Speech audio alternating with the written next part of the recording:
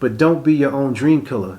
Don't be the person that talks self-doubt to yourself and not go about the things that you really want to do.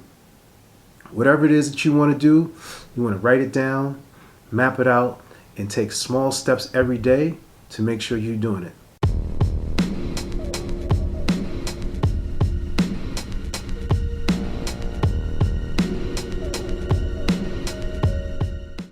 This is the Thinking Effect, where we help you do your daily best. Now I'm your host, Tom Danger. Do you ever feel as if you are the killer of your own dreams? Like you really say to yourself, like, oh man, I don't like this job, or I don't want to be in this relationship, or I don't like this situation, but you still find yourself sitting in that situation. You know, I stayed at a job that I didn't, I'm not going to say a job. I'm going to say that in sharing this story, I was working because that's what I was taught to do. No one necessarily teaches us how to be independent, how to be independent thinkers, how to be small business owners. You know, we're taught to go to school, get a job, take care of the family, wash, rinse, repeat. Like, how often is it cultivated that we're taught, hey, every day, those dreams that you have as a kid, like, this is what you should be working on every day. Like, every day you should be dedicating time towards your dream.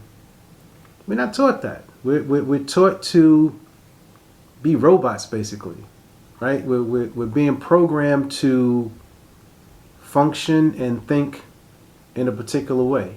You know, when I was growing up, I was told, you know, go to school, get a good job, take care of your family. And for a long time, you know, my whole goal was, you know what? I'm going to go to school. I'm going to finish community college. I'm going to get me a city job to where I can work 9 to 5. And then when I get off at 5 o'clock, I'm going to work on my passion to become, you know, a hip hop artist. And that was the goal. So while I was in school, wound up, my wife wound up getting pregnant early. It was about, I want to say 18, 19 years old.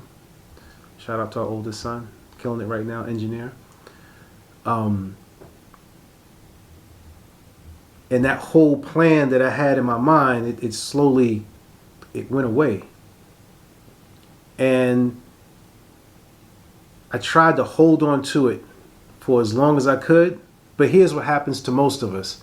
We say life start lifing, right? So now you have a mouth to feed. And with that mouth to feed isn't necessarily the dream.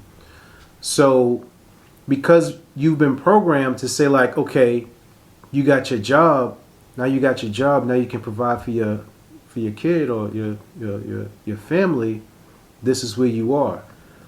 But you stop working on that dream when in fact you shouldn't stop working on that dream. You know, at that time, that's when you need to devote more time to it. And devoting the time to it basically is blocking out or not allowing yourself to get into those comfortable activities like just chilling out watching TV, like just shooting the breeze with your friends, right? Like just doing things that are not working toward whatever that dream is. And the dream is sort of like the landing strip, right? It's that long lift off, right?